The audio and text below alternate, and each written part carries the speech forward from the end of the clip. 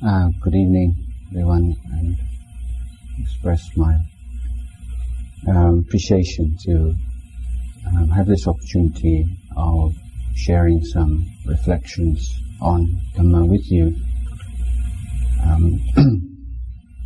As a monk, one doesn't have the opportunity to give material things to others, but one does have the opportunity to share one's understanding of the teachings, and the Buddha said this was the highest kind of dana, giving of truth, giving of the Buddha's teachings. So I feel very privileged that I do have this opportunity every now and again. These days I'm living a much more solitary life. I'm living by myself and very rarely speak in English, let alone discourse in English.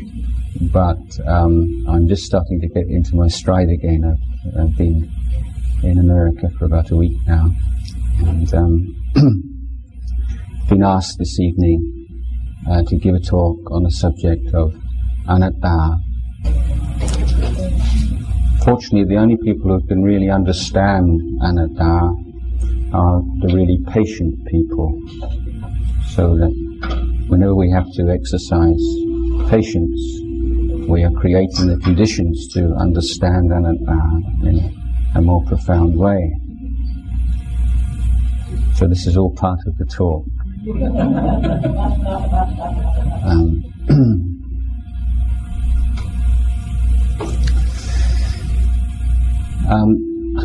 Although I don't know anyone here, and I would hesitate to draw too many conclusions, but I do feel from people I have spoken to generally that the subject of anatta is quite poorly understood, often misunderstood, and perhaps I can help in some ways, at least to share with you how I see the meaning of this term, and perhaps more importantly, what it means to us in our daily lives, and how we should relate to it, or how our practice should encompass it, or should encounter this truth. Because as I'm sure many of you will have read or heard before, the Buddha, in a famous simile, said that the things that he'd realized and taught to others was comparable to the leaves that he held in his hand, and the things that he'd realized and didn't choose to teach to others were like all the leaves in the forest. So he said the teachings that are represented in the Tipitaka, in the collected discourses of the Buddha, are the handful of leaves. So everything that's in the Buddha's discourses are things that the Buddha chose from all the things he'd realized, because he felt they were of specific benefit to us. The teaching of anatta is central to the Buddha's teachings, and I think the first point I'd like to make here is that anatta is a refutation of a false view. It's not something that can be attained. We can talk about attaining certain levels of concentration, and talk about them in terms of the psychological factors present and those that are absent. But with anatta, we're talking about the rectifying a wrong view, a wrong understanding, a wrong feeling, a wrong assumption that all unenlightened beings have. So before we can really understand anatta, we have to understand what's being refuted, which is to say, atta. So the Buddha is saying there's no atta. Now that word we usually translate as self and as non-self, but that word self is of course rather an ambiguous one in English. We can talk about someone being selfish and selfless and so on and so forth, but it doesn't really have such a clearly defined meaning. Soul is another possibility as a translation of atta, but if I was to say I'm going to give a completely soulless talk tonight, probably a few of you would be interested to listen. So the way we use words is very important, and in translating Pali terms, it's always it's specifically technical terms. It's always wise to be rather wary and to recognize that a lot of these terms have associated ideas and perceptions in the English form which are probably not present in the original. So sometimes we just use them as an approximation or an arrow pointing towards something else, or if we feel more confident, we use the word in its original form. Now, how do we know what atta means? What is the Buddha refuting? So on the level of view, he is referring to refuting views held in Indian society at the time which he was alive. But he's also refuting something which goes much deeper than that, and which is present within the minds and hearts of all of us 2,500 years ago who have not yet penetrated true meaning of Dhamma.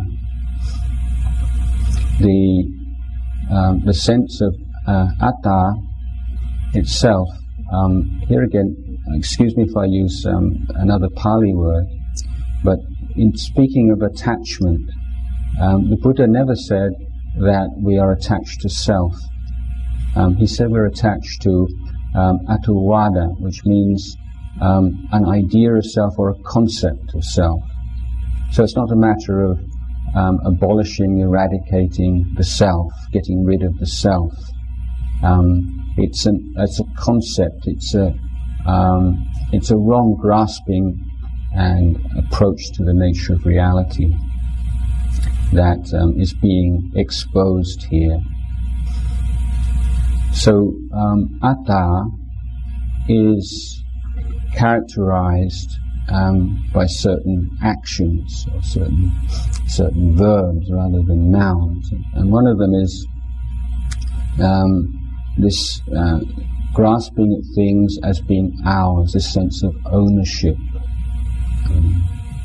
And so one common way that my teacher and teachers in the forest tradition would talk about atta is saying things don't have an owner. So what things don't have an owner? We're not talking necessarily about possessions outside of ourselves, but we're talking more particularly about the body and mind, which is usually framed in terms of the 5 khandhas of body, feeling, perceptions, mental formations, and consciousness. Now we tend to view the body as ours. We tend to identify it as who we are. Not all the time, but on certain occasions, all of us who have not yet penetrated the Dhamma do that. When the body is reasonably healthy and not causing a problem, that kind of grasping may not be so strong. But on occasions when we experience extreme physical pain, then we really do feel that the body is us or is ours. And so we're always ready to grasp onto the body in that way. We see so many activities in the world which are based upon a view of the body as being self or belonging to self, such as, for instance, people obsessed with the fitness of their body, bodybuilders, and people who, women having cosmetic, or men even having cosmetic surgery, people getting obsessed with diet and yoga and all these things, with the wrong view that somehow oneself is exalted by a healthy body, a beautiful body, a young, vigorous body. So it's not a blanket denigration of trying to live healthily, looking after your body and exercising and eating the right foods, but it's looking very closely at the motivation behind it, which is important. The world is propelled really by the desire for the search for pleasant feelings and the search for ways to prevent us experiencing unpleasant feelings. You can see this. I mean, if I was to say to you, I'm going to give you a pleasant feeling, just a very, very small one, just a very small one. Do you want? Everybody would say yes, I think. If I was to say, I'm going to inflict pain on you, not very much, just a little bit, would you want it even just a little bit? Not unless you saw some really useful purpose for receiving it. And the search for pleasure and the flight from pain underlies so much of our lives as human beings. And sometimes it may be camouflaged by theories and philosophies and various kinds of rationalizations. Sometimes can be quite blatant and exposed. But this whole search is, of course, based upon an identification with feeling that if we experience pleasant feelings, somehow we make a gain. We gain through that, we grow through that, we're exalted by it. And if we experience painful feeling, it's not an end in itself. There is somehow a diminution of who we are. We're diminished by pain. We're reduced by it. So this carries through the five khandhas with perceptions and with mental formations and with consciousness. We are constantly identifying with the body and the mind in its various aspects and manifestations. And it's that constant moment by moment grasping at experience as self, as something which belongs to us, which is being pointed to as a primary cause of suffering by the Buddha. And he's saying that this sense of ownership, that there is an owner of the body, there is an owner of feelings, there is an owner of perceptions, of mental formations and consciousness, is an illusion. And one of the engines for this illusion, if you like, is language, and the fact that we have this word I, which we apply to all areas of experience. So we could say, I have a backache, I'm feeling happy today. It seems to me that the atmosphere here is very friendly. I'm feeling, I'm thinking about this or that. I have currently feeling a lot of faith in Buddhism, or I'm bored, or I'm interested, I'm excited, I'm looking, I'm hearing. We use all these, we use this single word, I, to refer to a whole host of different phenomena, a whole host of different experiences. And so we come to assume that there is a single focus of experience, a single I standing behind this independent entity I, who has a body, has feelings, has perceptions, has wholesome thoughts, unwholesome thoughts, sees, hears, smells, tastes, touches, and so on. So the Buddha challenges us.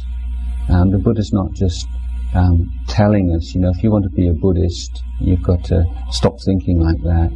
The Buddha is saying, is that really so? Look closely. This is the Buddha's exhortation, not believe me. The Buddha is saying, look at your experience. Is it really so? Look at the body closely. Look at feelings. Look at the arising of feelings. Look at the experience of pleasant feeling, unpleasant feeling, neutral feeling. Look at perception. Look at the nature of perception, the changing nature of perception, the uncertainty of perception, the way that perception can be so easily influenced and distorted. Look at wholesome and unwholesome thoughts. They're arising, they're passing away, the causes and conditions which influence their arising and passing away. Look at sense consciousness. And the Buddha's challenge is that if you're willing to give that kind of time and effort to examining the truth of your experience moment by moment, you will find that the sense of I becomes far more mysterious and intangible than you would have thought.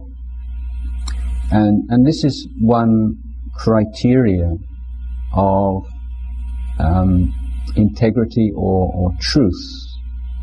If something is true, then the more you look at it closely and evenly, then the clearer it becomes. If something is false, then the more that you look at it closely and evenly, the more fuzzy and indistinct it becomes. And so the Buddha says, if you're willing to look at your experience, physical, emotional, mental experience, more and more you're aware of the physical form, the physical body, the solidity of the body, the heat of the body, the movement of the body, and so on. You're aware of feelings, you're aware of perceptions and thoughts and emotions and sense consciousness.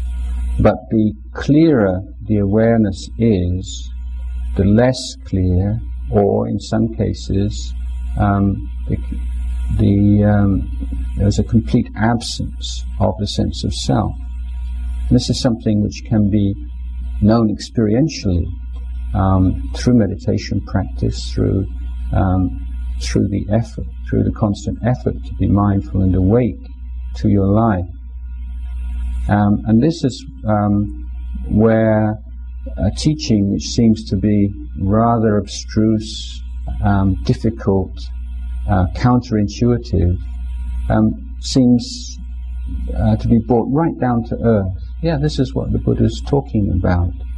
The more mindful you are, the less the sense of self, of me and mine appears. The more confused you are, the stronger the negative emotions, afflictions in your mind are, the stronger the sense of I and mine appear. There is not if the Buddha is saying, if this sense of I and mine was authentic, it wouldn't fluctuate in that way, it would be stable. But the fact that the sense of self fluctuates and appears in different forms and guises throughout the day or throughout every moment, is a proof that there's nothing, there's not a stable entity there, an independent entity, which we can call atta. Now another argument that the Buddha proposed, or another challenge if you like, is that if there was such a thing as an atta, then we could choose how our body and mind are moment to moment. So this is related to, follows on from this idea of ownership and ownerlessness. What does it mean to own something? One of the implications of ownership is power. If you own something, you have power over it to a certain degree. And a proof of lack of ownership is a lack of power or powerlessness. So the Buddha is saying, if there is this inner core, this self, or what he calls atta, then it follows that there should be control. You should be able to tell your body, don't get sick, don't get old, don't die. Because nobody wants to get sick and old and die. But you can't do that. You can't, when you're feeling very angry or you feel very strong emotion, you can't tell yourself, don't feel like that. Feel better. Although everybody would like to do that, that's why there are drugs and all kinds of entertainments and distractions, so that you can sort of get away from feelings. But it's not possible to control the body and mind. And this is one important insight, that the body and the mind are out of control. They have they're following their path. They're doing something which is completely natural, getting old, getting sick, dying. And the problem comes when we feel that that's a problem.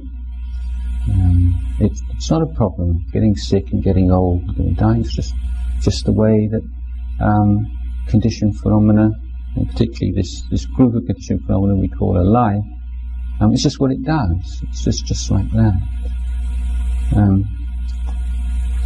Now the teaching of anatta really becomes clear. Again, I really want to talk about this as it affects our life and what it means to us as human beings, and how it becomes clearer and how it's distorted, rather than talking philosophically. How it becomes more and more clear, and how faith in this principle arises, is through the investigation of the turning the mind towards attention to conditionality, the causes and conditions that lead to the arising of phenomena, the causes and conditions that sustain phenomena, the causes and conditions that lead to the waning and the disappearance of phenomena. And this is the essence of the investigation that a Buddhist practitioner must integrate into their daily life. It's the most important kind of wise consideration that we have to make use of. So constantly noticing, observing, because when you see how things arise through conditions, then the sense of self, the attavada, the grasping itself, is undermined to a great degree, and it is the causal factor which leads to a real profound understanding of samadhi, of anatta, when the mind has been fortified by the power of samadhi and concentration. Now, if you notice, for instance, the arising of a particular negative emotion, let's say anger, if you take that as not as an object of study, rather than something that you feel bad about, or you feel guilty about, or you get angry about. As Buddhists, not only do Buddhists get angry, but they get angry at themselves for getting angry, because they don't think they should get angry often. The way I practice is not adopting a Buddhist stance and saying, I'm a peaceful person, I shouldn't get angry, because if you do that, then the wisdom and the understanding of anger, which is the only thing which will really reduce and eventually lead to the cessation of anger, won't arise. You want to see what is anger, what's anger feel like, but particularly what are the causes and conditions in my life that lead me to lose my temper or to make me angry, and what is it that I feel that I get from it? Because there's no addiction, whether it's to a physical substance, a drug, or an internal mental state or emotion, that can survive without a certain level of delight in it. And this is how attachment manifests, in some cases, a sense of delight. And that has to be seen very clearly. If you have a bad temper, for instance, you get angry very often, you probably think, I don't like it when I get angry, it's horrible. But at the same time, if it is something that's been a part of your life for a long time, you're not going to be able to do much about it practically until you see that what it is in it which gives you that sense of delight, what it is in it that you don't want to let go of. It's not that we can't let go of things, but it's because we don't want to let go of things. And one of the reasons that we can't let go of things, because we don't want to let go of things, is because a particular mental state, a particular habit, has become part of our idea of who we are. So notice the most painful things that happen to us, cause us most mental pain, tend to be those things that impinge upon our idea of who we are.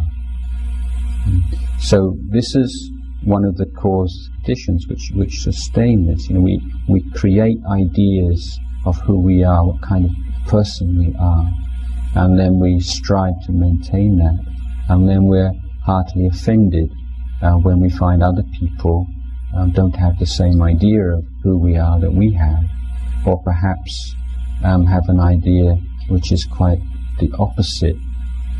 So if, for instance, you feel you're a very kind person, then it's going to be very difficult for you to see those moments, those times when a sense of unkindness or callousness arises in your mind. If you think you're a very honest person, then it's likely that you will not pick up very easily on those impulses to dishonesty that arise in your mind. The moment you have an idea of yourself as being any particular way, and you're attached to that, then your chances of seeing this conditioned process and seeing things for the way they are is greatly hampered. So we see that. See how emotion arises, and see how it doesn't arise in the same way, in the same place, in the same intensity every time. So when you say, what makes you angry?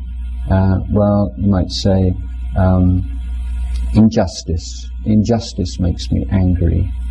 And you say, yeah, that's fine, but does injustice always make you angry?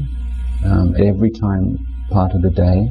Are there certain times of the day when you can hear something unjust and maybe not feel so strongly as at other times of the day?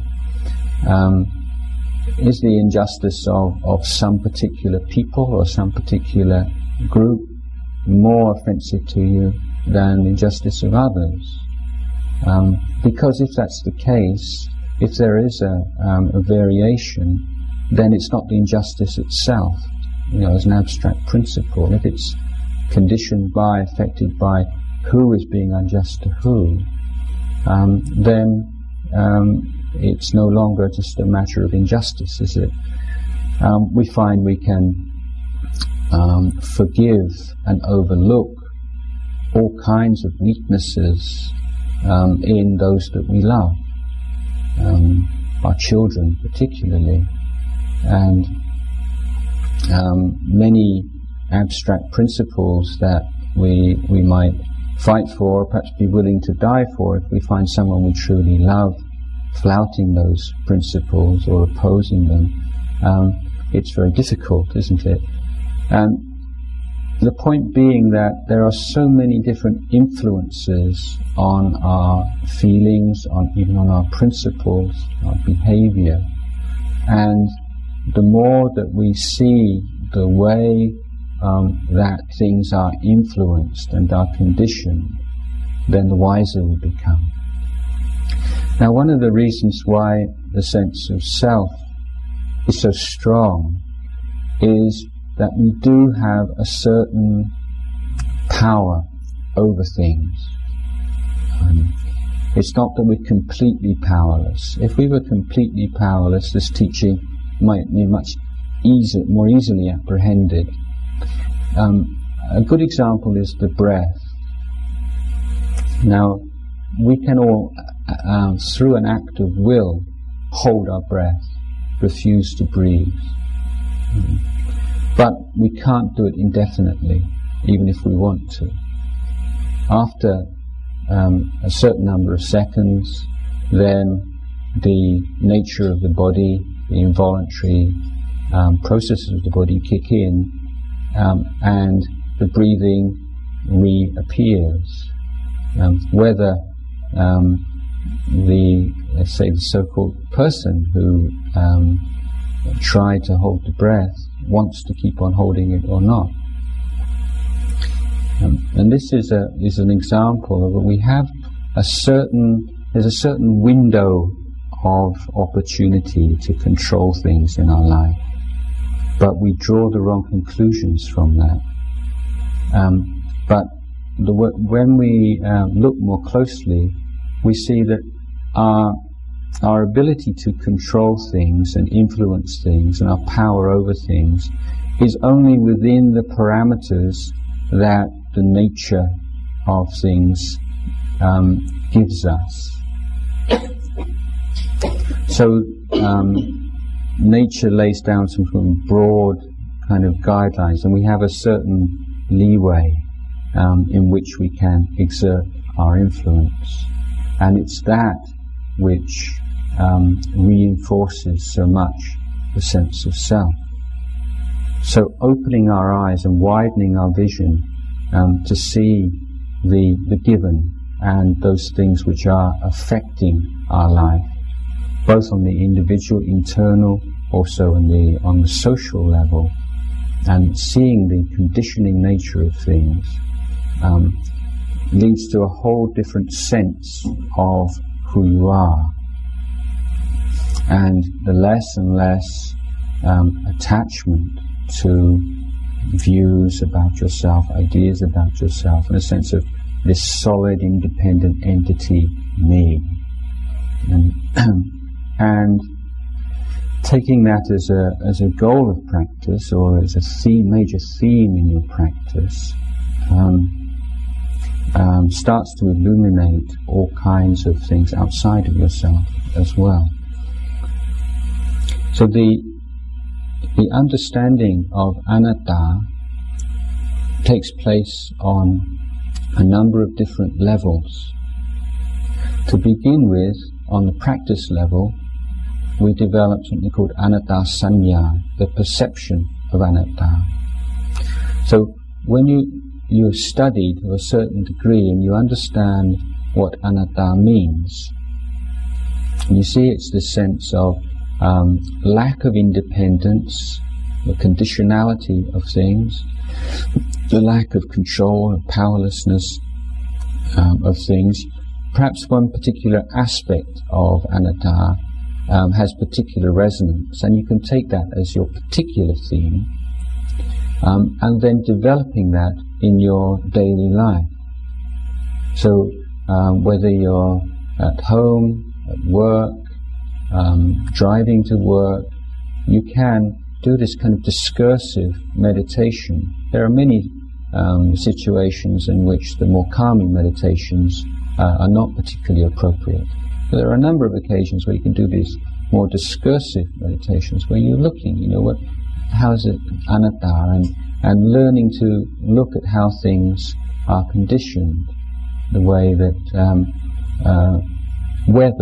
the weather conditions your mood, the way that physical conditions of your physical body affect your mood, sense of tiredness or energy in the body, how that affects the mood, the way the mood affects the physical body and the whole sense of being alive. And through constantly noticing, observing what is there, this is not trying to impose or superimpose a Buddhist philosophy, but it's saying, is this the case? What is happening right here and now? What's going on? This for me is the essence of Buddhist inquiry, really intense interest in what it is to be a human being and what's going on right now. And we have these wonderful tools that the Buddha gave us.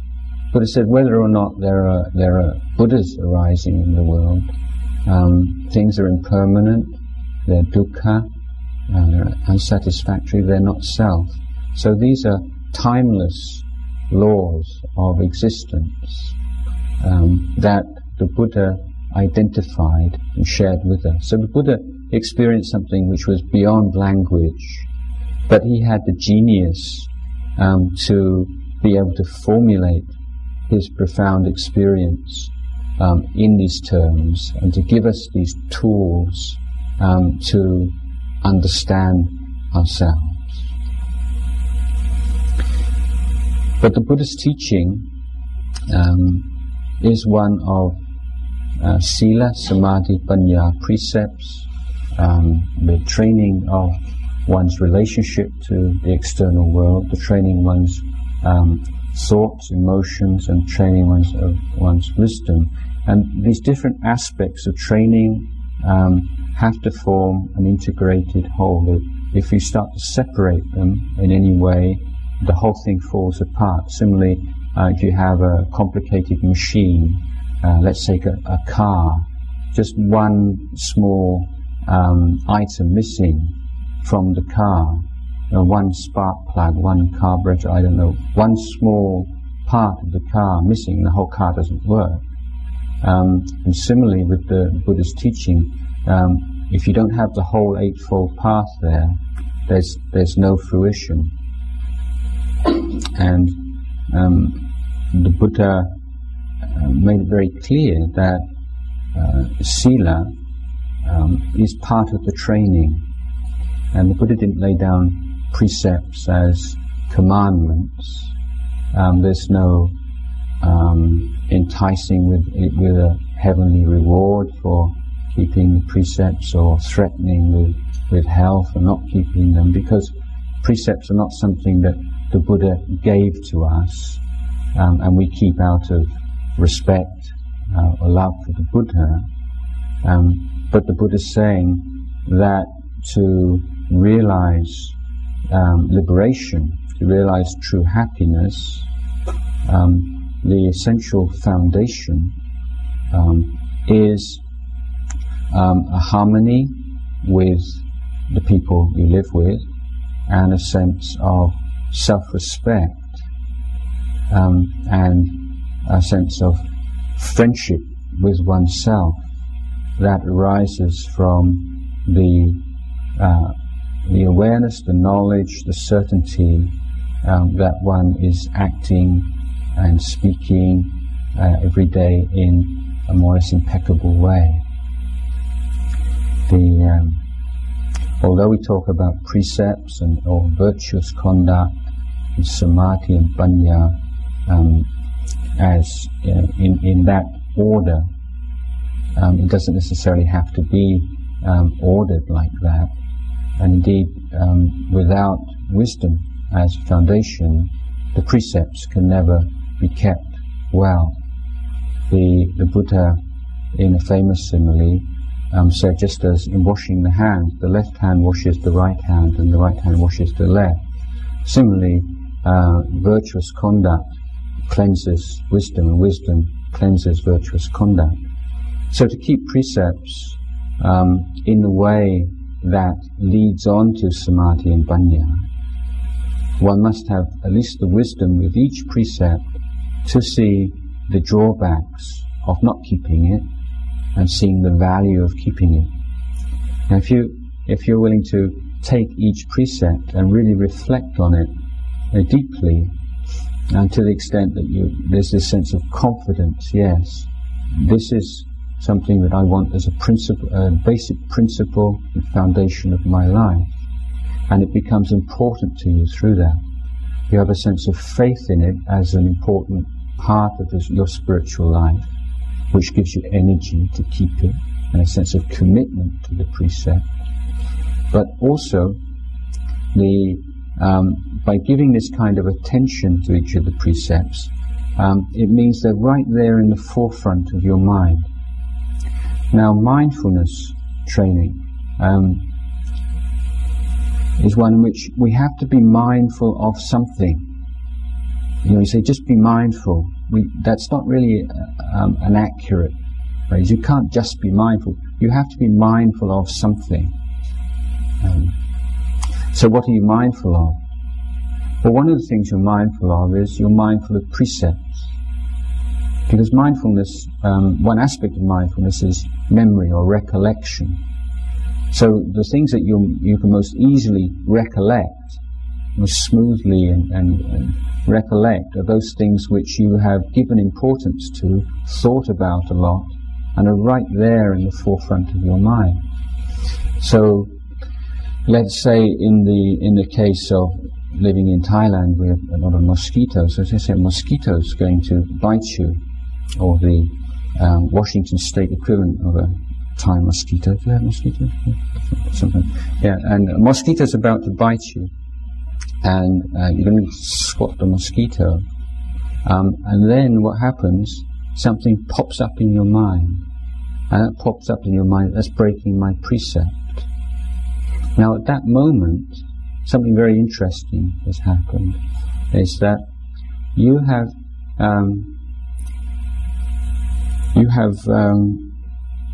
created like a wedge between impulse and action in a very skillful way. It's very difficult to do that without a clear framework and a clear use of precepts. So mostly we can have good intentions and principles and ideals, but when it comes to the nitty-gritty, when we're under pressure, when there's a lot going on, we tend to forget. So we know how we should act and what's a good way to act, but we find it very difficult to do it consistently. We know what we shouldn't do and what's not a good wise to do, but we find it very hard to avoid doing those things consistently. So the practical way of dealing with that is this mindfulness of precept, because sila is the training of Buddhist education on the level of volition. We're using volition and we're using mindfulness of precepts as a tool for spiritual training. Now, when you have a desire to squat a mosquito, if you lack that really sharp mindfulness and focused mindfulness, then it's already happened. Oh no, I've done it again. Poor mosquito, may you go be reborn in a happy realm. But if you stop, then what happens? There's this kind of tension just for a moment. You still want to do it, and but you stop. And you've stopped because of the recollection of your precept, and you've given yourself the opportunity to question, to look closely at what you're doing. You've awoken. This is a moment of wakefulness in the mind. This is the Buddha moment, wakefulness. He said, do I want to do this? Is it wholesome or unwholesome? Is it consistent with my ideals or not? It's mindfulness that's given you that opportunity to do that. It's created the wedge between the intention to act and the action itself. And if you are patient and you restrain that impulse to act, and you look in that way, then the tension passes away and the volition passes away. And so on the level of keeping precepts, you're already having an initial understanding of the three characteristics of existence, the impermanence of volition. If that volition was really you couldn't do that. You wouldn't be able to reflect on it. You wouldn't be able to see it for what it was. And you see the suffering of it, the suffering of that intention, the frustration of that intention, and you see the anatta. You see clearly how that the volition to kill is automatic. There was a pain, a discomfort, and there's just this automatic kind of switch. There's, I don't want that. Get rid of it. But through wise use of precept, that first precept, you become aware of that. You awake to that habitual, automatic process, and you become human at that moment. At that moment, you awake to the possibility of making moral choices, of refraining, and the nobility of being able to refrain mindfully from unwholesome actions that cause pain and suffering to oneself and others is a wonderful thing to develop. So why I'm going into this here is to really point out that it's totally artificial to talk about precepts as if they're one thing, and meditation as another thing, and vipassana as another thing. That there's just one thing, it's your life. You just got one mind, you just got one body, it's who you are, it's what you're doing right now. This is what Buddhism's about. And you need a whole variety of skillful means. And some of the skillful means you need are based on volition, the volition to refrain, the mindfulness of precepts. This is the whole sphere of sila. But you can't rely on that volition and mindfulness to deal with deeply rooted defilements. It's an adjunct to that, and it provides a basis for your ability to do that. But for that you need the power of samadhi. Now, you can make a firm intention that today I'm not going to shout at anybody, or I'm not going to hit anybody. And if you're very sincere about that, and you devote yourself to being mindful to the arising of the desire, you can deal with that. And this is the way that we practice on the external level. But you can't make a vow to yourself in the morning, today I'm not going to get angry with anybody. Because anger is something which is the result of past anger. It is a strong momentum there, and this needs the tools of samadhi. We talk a lot about defilements in Buddhism, or afflictions, or negative emotions, but that can only remain really a concept, except in the case of very strong anger and hatred and so on, until you have an experience of the non-defiled mind, of the pure mind, the still mind, the clear mind, the pure mind, and that gives you a perspective. It's only when you have that direct realization of the pure, calm, clear, bright, powerful mind, which has laid down its obsessions and interest in the external world temporarily, that you can see just how mean and sullied the unwholesome karmas that arise in the mind are. And this gives rise to a shrinking away from defilement. This is the training on the emotional level. You know, there's the intellectual level. I'm not putting that down, but it has to be complemented by the emotional level.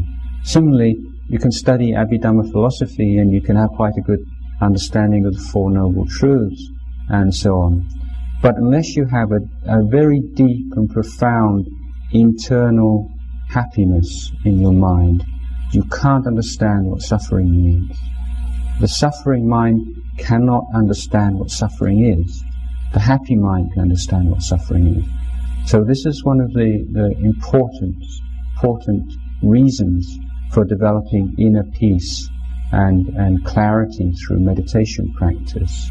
That it gives you this incredible sense of self-sufficiency and contentment and power, that you can look with an unwavering view at phenomena arising and passing away, and not be full of fear. Fear is very strong. Fear is a feature of meditation practice for many people when they reach a certain level. And then, even though their understanding and their commitment is fine, then the irrational takes over, and it's as if you get to the edge of a cliff, and then suddenly, you realise you've jumped back about 10 yards without intending to do so. So the power of samadhi is that which gives you the emotional resilience to be able to penetrate the high levels of Dhamma, of anicca, dukkha, anatta, for instance. So this must be, this is complemented with the sila. But before you can develop that, you have to have this sense of self-respect. And one of the traditional ideas is if someone's very good looking, they may like to look in the mirror all the time, and they can look in the mirror for hours on end.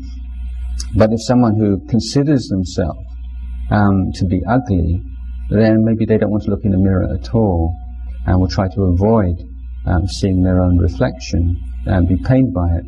Well, it says, if your sila is impure, then you don't want to be with yourself.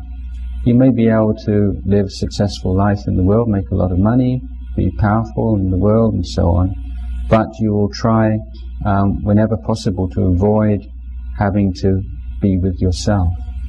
Most people, it's very interesting, isn't it? If you go on a plane, for instance, I mean, this isn't necessarily confined to people with poor sila, but it's something that came to my mind. I've been on planes recently, is that most people need to do something on a plane. You have to read something, or watch a movie, or eat something. And if people don't have anything to read, or eat, or watch, they tend to fall asleep. And this is the nature of the mind. It's important and interesting to look at the whole craving for distraction that we have as human beings, and that craving for distraction, which is present for all of us, is highly exaggerated in people who lead very unskillful lives and cause pain and suffering for others. They have to find some way of turning away from that, or ignoring it, or covering it over. So the person who can look at their conduct and their speech at the end of the day, and first of all ask themselves, is there anything that I've done and said today that I could be critical of, that I feel is not appropriate? And if you think, no, actually I'm quite content with the way I've conducted myself today. But then the second question is, if my spiritual teacher who I look up to the most and revere the most, if he was to know everything I've said and done today, would he be happy with it? Would he approve? This time maybe you might, well, I don't know. It's a sort of a second level. But the way this becomes a skillful reflection rather than an unskillful reflection is that you're constantly reminding yourself that at any particular moment you do what you do because of the causes and conditions. You know, I should have been more mindful, I should have been kinder, I should not have done that or said that, and then take that as being something that you as a person failed in, then that's atta, and you've lost the anatta. You say, well, the causes and conditions today led me to say something hurtful to somebody, and so how can I prevent those causes and conditions from arising in the same way in future? You see, there's a sense of constant flux, the sense of life as a river, and there's nothing stable there. This is who I am. And when you see that, there's this great freedom that arises. You know, when you think really nasty, miserable, malicious thoughts, you know, it doesn't make you a nasty, miserable, malicious person. And when you think really exalted, elevated, kind, compassionate thoughts, it doesn't make you a kind and compassionate person. And you can't consider yourself as possessor of those things. If you continue to think in malicious ways, then you'll create like a furrow in your mind, and you find it, the more you think in malicious ways, the easier it is to think in malicious ways, and the more likely it is that maliciousness will become a dominant force in your mind, and that it will spill over into how you act and speech. This is a causal process. Similarly, if you incline your mind to thinking in kind and compassionate terms, then you create a wholesome path for your mind, and it just becomes easier and easier for your mind to switch into that mode. It becomes, as we say, second nature. So this is the path of practice, and it may sound quite sort of dogged, and it doesn't have the same kind of glamour as some of the teachings you may hear. But this is the framework for practice in daily life. That is to say, being skillful to prevent the arising of unwholesome dhammas in your mind, skillful in understanding causes and conditions, and taking the necessary and possible actions to prevent them. But given the fact that your mindfulness and your wisdom and so on is not complete, you're going to forget sometimes, and then you also need skillful means to deal with unwholesome dhammas that arise in your mind once they've arisen. You need to develop skillful means to create, to give rise to wholesome dhammas that have not yet arisen, and to find skillful means to develop, nurture, and to bring to perfection those that have arisen. And this is something that you can do. And the Buddha said, monks, that I'm telling you to abandon the unwholesome, develop the wholesome, purify your mind, is because all of you can do it. If you couldn't do it, I wouldn't teach it. And that's the same is true for us today as it was for monks 2,500 years ago. There's nothing, absolutely nothing in your mind. It's who you really are, and which is, going to it's going to drag you down, or it's going to lift you up forever. If you have some really deeply ingrained negative habits and so on, it does mean just a gradual alleviation of them. They're not going to disappear overnight because you've created these really strong karmic furrows in your mind, and to create new wholesome furrows and to change the flow of your mind, it takes time. But it can be done because it's just a matter of conditions. And similarly with wholesome conditions, if you haven't yet reached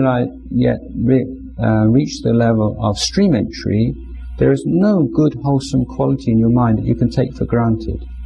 The reason why stream entry is so important is because the wholesome dhammas in the mind become stabilized and can no longer disappear. You can be very virtuous and feel that you are a virtuous person, but then things change. The country is at war. There's a famine. Your family is in risk. And people, as anyone who's studied history can know that people's morality can go out of the window under special conditions. It's only when you reach that level of stream entry that you can be sure that that's completely stable, that won't decline. So all the unwholesome qualities in your mind are not who you are. They're unwholesome qualities that can wax and wane depending upon the intensity of your effort and your faith and your mindfulness, your concentration, your wisdom. And all the wholesome qualities, similarly, it's not who you are, it's not a possession, it's not an attainment. These are things that are very fragile and need to be cared for and looked after. And it's something that can do and should do. So this teaching of anatta, then I'm bringing this right down to how we live our lives. I'm saying because there's nothing there that is an independent entity, it's you or part of you, then for that reason you must be extremely diligent in finding the most intelligent and wise ways of abandoning the unwholesome and the most skillful, intelligent ways for developing the wholesome. Because nothing is stable, you can do that. If there was a self, there would be no possibility of a holy life. There would be no Buddhism. When Ajahn Chah, in his monastery, they built this new Uposatha hall, and it's rather kind of revolutionary design, and in those days, 20, 30 years ago, and used a lot of concrete.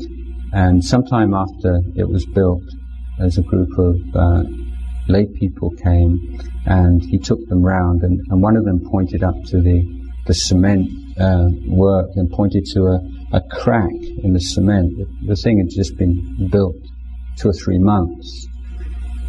And he said, "Look, what a shame, Lumpur, there's a crack in the cement." And Ajahn Chah said, "No cracks, no Buddhism." So I mean, it's because things crack up. There's a monastery there in the first place. So it's not just what a shame, all that money and it's starting to crack already.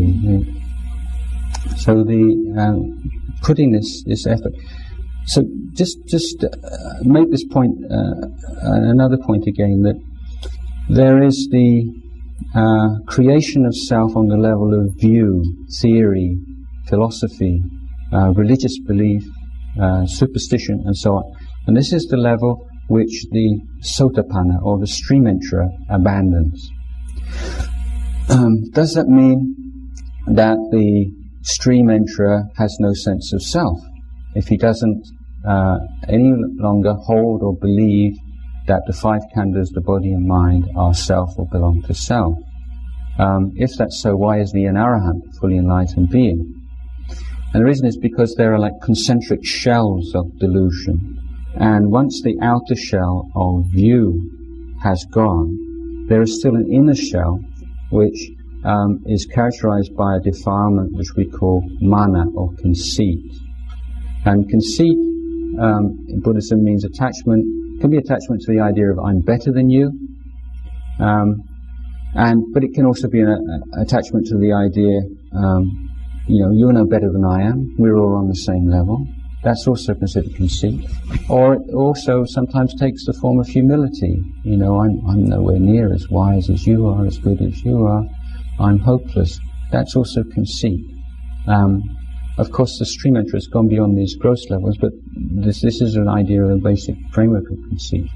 Now, there's a very interesting sutta in which a monk called Khemaka spoke with a group of senior monks, and they were talking about their practice, and he said that he no longer viewed the body, feelings, perceptions, mental formations, and consciousness as self, but yet he still wasn't enlightened.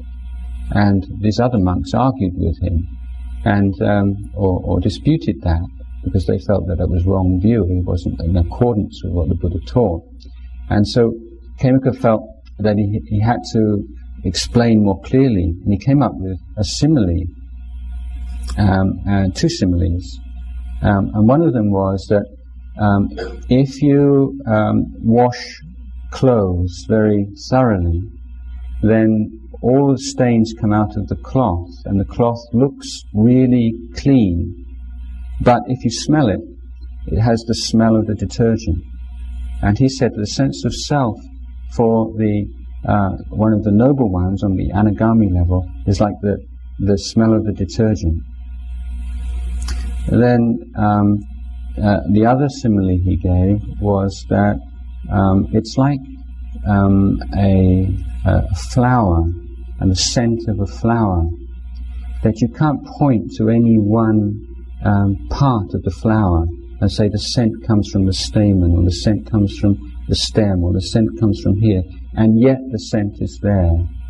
And he says similarly, although I can't say that the sense of self resides in the body, or the feelings, or the perceptions, or there, it's still there, I can recognize this.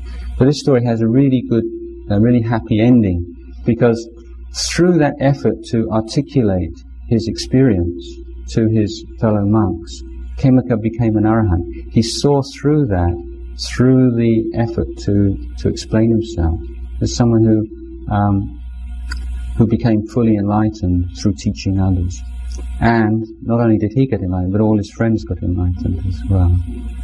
So I'm not sort of really hoping this is going to happen for all of us tonight, but anyway, it's the custom. In fact, my teacher insisted that his disciples never prepare talks beforehand.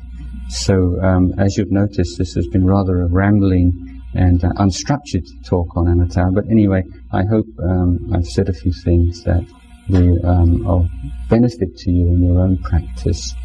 I'd like to leave the talk here and leave some time for you to have something to drink, and for anyone who'd like to ask questions, either about what I've been talking about this evening or anything else that you think would be interesting.